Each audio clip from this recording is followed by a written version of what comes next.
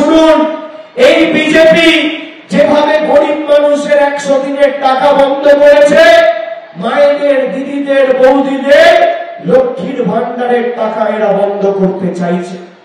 এ কথা আমি বলছি না, বিজেপির নেত্রী কুচবিহার জেলার সহ সভাপতি দীপা চক্রবর্তী তিনি প্রকাশ্যে রাজ্য নেতৃত্বকে মঞ্চে বসিয়ে বলেছেন যে 3 মাসের মধ্যে বিজেপি যদি ভালো ফল করে আমরা লক্ষ্মীর ভান্ডার বন্ধ করে দেবো।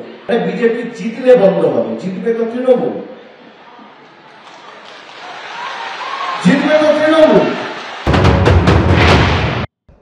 ये ममता दीदी कहती है कि भाजपा वाले आएंगे तो लक्ष्मी भंडार योजना बंद कर देंगे। मैं आपको बताकर जाता हूं, भाजपा कोई भी योजना बंद करने वाली नहीं है। हम लक्ष्मी भंडार योजना में 100 रुपये ज्यादा बढ़ाकर दीदी लोगों को भेजने वाले हैं। 100 रुपये ज्यादा, ये झूठ बोलती है। অমিত শাহ নরেন্দ্র মোদীর যে স্বপ্ন ছিল সেই স্বপ্ন আর পূর্ণ হবে না। ওদের যতই মিথ্যার আশ্রয় নেই, প্রতিশ্রুতির আশ্রয় তারা নেই। এবার ক্ষমতায় মোদী আসবে না। সারা দেশ জুড়ে আজ মোদী বিরোধী হাওয়ার তুঙ্গে। রাহুল গান্ধীর নেতৃত্বে আগামী দিনে ভারতবর্ষে নতুন সরকার হবে। राहुल गांधी जी नफरत की बाजार में मोहब्बत की दुकान खोल दिए हैं। তাই স্বাভাবিকভাবেই প্রতিশ্রুতি দিয়ে এই বাংলা থেকে আর কিছু আদায় করা যাবে না।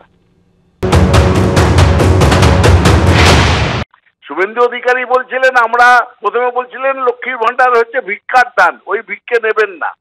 পরে নিজের অবস্থানকে পরিবর্তন করে বললেন আমরা আসলে লক্ষ্মীর ভান্ডার 1000-এর জায়গায় 2000 দেব। আজকে অমিত শাহ বলছেন আমরা আসলে, আমরা যখন লক্ষ্মীর ভান্ডার দেব তখন 100 টাকা বাড়িয়ে দেব। কিন্তু এটা তো রাজ্যের ব্যাপার, রাজ্যের ইলেকশন তো হচ্ছে না এখন, এখন তো হচ্ছে কেন্দ্রের ইলেকশন। আমার মধ্যে মধ্যে মনে হচ্ছে যে এরা গুলিয়ে ফেলেছেন। পশ্চিমবঙ্গে এসেই 2021-এর নির্বাচনের ভূত তাদের তাড়া করে বেড়াচ্ছে। সাহস থাকলে হাত দিয়ে দেখাক, লক্ষ্মীর ভান্ডার প্রকল্প বন্ধ হবে না শুধু নয়, যতদিন বাঁচবেন ততদিন এর সুবিধে পাবেন, পাল্টা বলছেন মমতা বন্দ্যোপাধ্যায়। মা বোনেদের বলে রাখি, কদিন আগে বিজেপির কোনো একজন লিডার বলেছে যে আমরা লক্ষ্মীর ভান্ডার 3 মাস পরে বন্ধ করে দেব। আমি তাদের বলে রাখি প্রকাশ্য সভায়, শোনো, সাহস থাকলে ওটা হাত দিয়ে দেখো, ওটা তোমার পয়সা নয়। লক্ষ্মীর ভান্ডার চলবে শুধু নয়, যতদিন জীবনে বেঁচে থাকবেন ততদিন পাবেন। 80 হোক, 85 হোক, 90 হোক, যতদিন বেঁচে থাকবেন।